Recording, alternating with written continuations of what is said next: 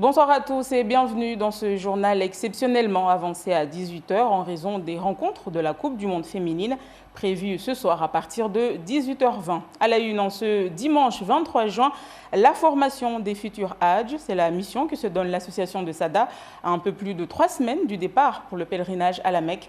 La formation allie à la fois la théorie et la pratique, histoire de donner le plus d'informations possible aux futurs Hajj pour qu'ils puissent se débrouiller une fois sur place en Arabie Saoudite. Voyez ce reportage de Shafika Salimoukou et Ibrahim Dogo. Les hommes d'un côté, les femmes de l'autre. Après un instant de prière, tous ces futurs Hajj se dirigent vers une place publique de Sada. Sur place, et après quelques instants d'explication d'un des cadres de l'association, c'est autour d'une réplique de la Kaaba qu'ils miment les actes à faire. Un exercice grandeur nature qui tend à faire voir aux futurs Hajj les différentes étapes d'une journée de pèlerinage. Quand on faisait le tawaf, et puis déjà le temps, la séparation entre le Hajj et la Umrah, parce qu'on a fait d'abord la Umrah et là on va faire le Hajj. Donc on a vu qu'il fallait qu'on retourne d'abord dans les appartements, donc à l'hôtel, et puis aller se sacraliser. Une formation, c'est toujours un plus. D'autres profitent de cette formation pratique pour se donner plus de confiance en eux. J'espère que je ne serai pas peur parce que j'ai vu plusieurs choses aujourd'hui. J'ai vu le Kaaba, j'ai vu le démarche qu'on avait fait avec le Oustad, avec le responsable et tout ça. Donc, Inch'Allah, quand je serai à la Mecque, devant le Kaaba et devant tous les musulmans dans le monde entier, Inch'Allah, je serai très content parce que ça m'a fait plaisir et je suis très content. Et je tiens à remercier tous les organisateurs qui ont organisé la manifestation d'aujourd'hui. Et c'est pour parer aux incidents qui se répètent tous les ans que les organisateurs jugent utile de faire ces exercices avec tous ceux qui ont adhéré à leur association et qui ressentent le besoin d'y participer. Nous, on fait la démonstration pour que ces gens-là sachent ce qu'ils vont faire là-bas. Surtout, ils ne savent pas qu'ils vont marcher. Donc là, la marche qu'on a fait, donc là, ils ont su qu'il y aura une marche à faire autour de la Kaaba ou bien entre Safa et Marwa. Donc c'est surtout aussi que cette année, il y a plusieurs Hajj qui sont nouveaux. Et donc plus c'est nouveau, plus là, il faut encore expliquer plus. L'association pour le pèlerinage de Sada compte cette année 244 candidats au Hajj. Les premiers prendront l'avion le 17 juillet pour un retour à Mayotte le 16 août. Le 53e Salon du Bourget, l'événement phare de l'aéronautique qui a débuté lundi, ferme ses portes ce soir à Paris. Cette année, le rendez-vous qui attire de nombreux visiteurs est marqué par une sorte de malédiction sur toute la profession du transport aérien. À tort ou à raison, le secteur est en effet montré du doigt pour son impact environnemental. Les ultramarins et les affinitaires des territoires d'outre-mer craignent d'en faire les frais. Les précisions de Jean-Michel Mazerolles, Jean-Yves Potra, Raël Moine et Yasmina Kerfi. Le sujet est au cœur des conversations des visiteurs comme des professionnels. Le transport aérien va-t-il être taxé pour son impact environnemental? Si oui, combien et quelles conséquences sur les prix des billets d'avion à venir? Un débat qui fait suite, entre autres, à la crise des Gilets jaunes.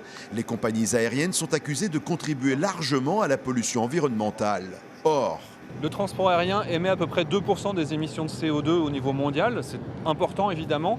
À titre de comparaison, un Français moyen émet plus de CO2 par son utilisation d'Internet que par l'utilisation de l'avion. L'aviation s'est engagée à limiter ses émissions de CO2 et même à les réduire malgré sa croissance. Donc c'est des objectifs très ambitieux. Les autres secteurs ne font pas ces efforts-là. Toujours est-il que le transport aérien n'a pas une bonne image environnementale en France hexagonale en ce moment. Les Français d'outre-mer, au-delà de ce débat, eux, ont un besoin vital de l'avion et craignent de faire les frais de ce débat complexe. Dans la mesure où on contraint les compagnies aériennes à acheter du kérosène beaucoup plus cher, forcément il va y avoir répercussions sur le prix des billets d'avion et forcément ça va entraîner des problèmes pour les ultramarins. Les compagnies ultramarines et celles qui desservent les outre-mer s'inquiètent, elles aussi, de voir de nouvelles taxes augmenter leurs charges, alors que beaucoup d'entre elles font actuellement des efforts importants d'investissement pour acheter des avions neufs, plus économes en carburant et donc moins polluants.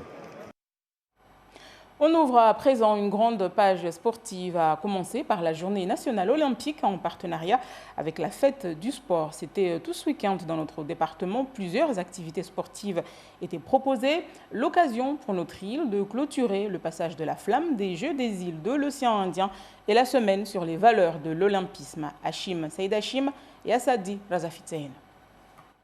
C'est la première participation de Mayotte à ces journées dédiées au sport. Plusieurs activités et ateliers étaient organisés pour mobiliser la jeunesse. Donc le but, c'était de présenter toutes les disciplines olympiques qui vont être présentées aux Jeux des îles donc cet été, en juillet 2019, mais également d'autres disciplines telles que la danse avec Hip Hop Evolution, le hockey, le yoga, parce qu'il y avait aussi la journée internationale du yoga, ou le walking football. Le but, c'est vraiment de mettre en avant toutes les activités physiques et sportives qui peuvent exister et être pratiquées aussi à Mayotte. Des activités pour promouvoir l'ensemble des disciplines et sensibiliser les jeunes au sport et les instances sportives locales. Il y a des comités, il y a des ligues, il y a beaucoup d'associations sportives qui se bougent vraiment pour Mayotte, qui font énormément de choses et qui essaient d'accompagner et la jeunesse vers le sport performance, la découverte de nouvelles activités, mais également chez les personnes qui sont plus sur le loisir, à l'entretien et le plaisir par une activité physique. La promotion de l'activité physique est un projet en développement sur le territoire. Elle se poursuivra jusqu'en 2027, l'année où Mayotte sera candidate pour l'organisation des Jeux des îles de l'océan Indien. On poursuit avec le gala de boxe thaï ou Super Fight 976 qui a tenu toutes ses promesses pour une première édition. Beaucoup de monde avait fait le déplacement au gymnase de Cavani pour voir les boxeurs mahorais qui évoluent sur le territoire ou à l'extérieur. Étaient également invités des grands boxeurs thaïlandais, de quoi offrir un beau spectacle au public présent.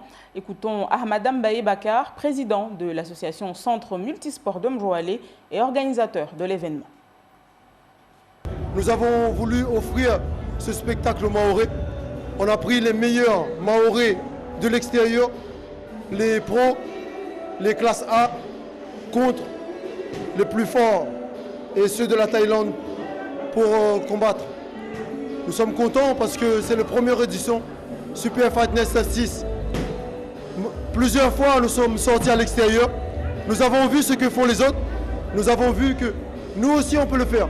Nous aussi, on peut accueillir. Nous aussi, on a des champions mahorais qui sont de l'extérieur, qui peuvent nous représenter sur place. Donc voilà, à vous-même de juger pour ceux et celles qui sont venus ce soir. Ils voient le spectacle. Nous, c'est notre passion. Et on n'arrête pas là. On aimerait que l'année prochaine, qu'on puisse organiser encore ce gala. Malgré la difficulté, on a eu un gymnase un petit peu en mauvais état. Mais avec peu de moyens, nous avons su la rendre belle. Venons-en aux finales masculines et féminines de handball pour la Coupe de Mayotte qui se sont jouées hier soir à Tingoni, des rencontres que vous avez pu suivre en direct sur nos différentes antennes. Les deux équipes de Kombani ont fait main basse sur ces finales. Le résumé des rencontres avec Toufaili Andjilani. Les joueuses de Kombani n'ont laissé aucune chance à leur adversaire. Les joueuses d'Ahmed Abdou battent Bandéré 28-17, de quoi sauver une saison qui a été relativement laborieuse. On sauve la saison parce que c'est vrai qu'au début, le championnat, on l'a loupé de peu. Mais on est fiers de nous d'avoir gagné ce coupe. Comme ça, on termine une très très bonne saison. En face, Bandéré n'a jamais réussi à exister dans cette finale, prenant un écart d'entrée. Les filles d'Abal Haki Tajidini ont couru tout le long de la partie après le score. Le trophée ira là aussi à Kombani comme chez les dames. Ils ont envahi avant même le coup de sifflet final, mais c'est fini, ça y est. C'est fini. Et chez les hommes aussi, Kombani remporte la Coupe de Mayotte face à Tchanga avec un scénario identique à la finale dames. Kombani, toujours devant, s'impose 39-29 et remporte son premier trophée. Très ému parce que bon, ça fait quand même longtemps que je n'ai pas joué la finale. Donc aujourd'hui, depuis 10 ans là, ça fait depuis 10 ans que je n'ai pas joué la finale, je n'ai pas remporté quelque chose. Donc à titre personnel, très très content, très ému. Les deux équipes de Kombani iront représenter Mayotte à la CCOI à Maurice en décembre prochain. Et en basketball, les finales de la Coupe de Mayotte se sont jouées hier soir toujours au gymnase de Pamandi cette fois-ci. Chez les messieurs, Vautour de l'Abattoir a gagné contre le BCM Tapéré 66-61. Et chez les dames, Fusée Lips a soulevé la coupe au détriment de Vautour. Score final 44-36. Fusée Lips qui fait cette année d'ailleurs le doublé Coupe Championnat. C'est la fin de ce journal. Juste après le journal en maoré débutera une soirée football.